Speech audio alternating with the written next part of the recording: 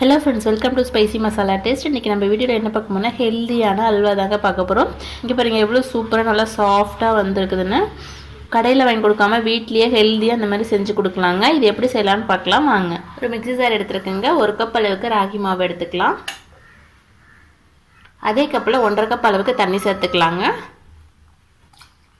2 second வந்து அடித்து எடுத்துக்கலாங்க. இங்கே பாருங்கள் அடித்து எடுத்து வச்சுங்க. இப்போ வடிகட்டிக்கலாம். ஒரு பவுல் எடுத்துருக்கேங்க. அது மேலே இது மாதிரி ஒரு வடி வச்சுக்கோங்க. ஒரு காட்டன் துணி வந்து அதுக்கு மேலே போட்டுக்கலாங்க. இது மாதிரி வடிகட்டும் போது தான் நமக்கு சுத்தமாக வடிகட்டி வருங்க.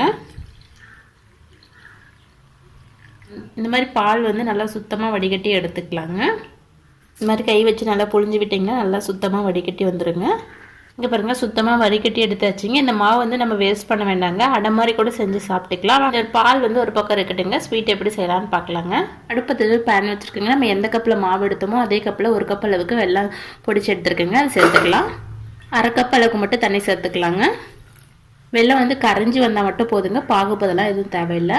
வெல்லம்லாம் வந்து கரைஞ்சி வந்துடுச்சுங்க. இப்போ ஸ்டவ் ஆஃப் பண்ணிடலாங்க. அடுப்பில் வந்து நான்ஸ்டிக் பேன் வச்சுருக்கேங்க. இப்போ கரைச்சி வச்ச வெல்லத்தை வந்து வடிகட்டி சேர்த்துக்கலாங்க.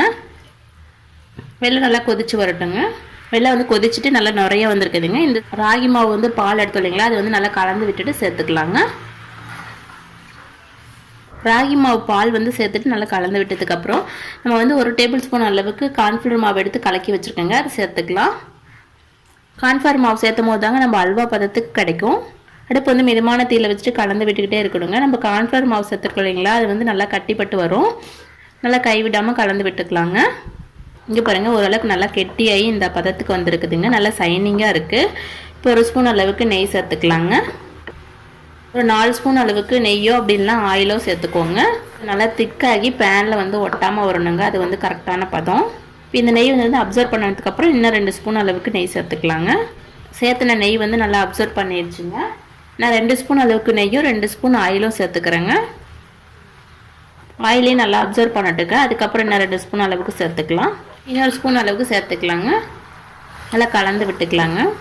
பாருங்க அல்வா வந்து சூப்பராக ரெடி ஆயிடுச்சுங்க. இந்த அளவுக்கு பேனில் வந்து ஒட்டாமல் வரணும். இப்போ வந்து வேறு ஒரு பாத்திரத்துக்கு மாற்றிக்கலாங்க. இந்த மாதிரி ஒரு கப் எடுத்துகிட்டு இதில் வந்து நெய் தடவி வச்சுருக்கேங்க. இதில் சேர்த்துக்கலாம்.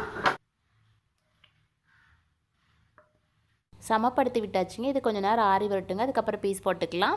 ஆறி வந்துருச்சுங்க. நம்ம வந்து பீஸ் போட்டுக்கலாம்.